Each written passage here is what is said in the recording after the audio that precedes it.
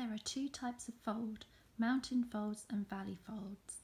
A mountain fold is a fold resembling a mountain, where the paper on either side of the crease goes downwards from the fold, whereas a valley fold resembles a valley, where the paper on either side of the crease goes upwards from the fold.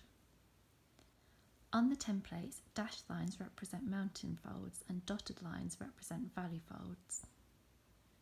When you're creasing a straight fold, fold away from you to be as precise as possible, and then flatten the crease with a ruler.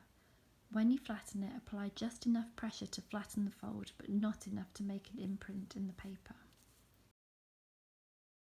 To crease a curved fold, begin with your curved score line.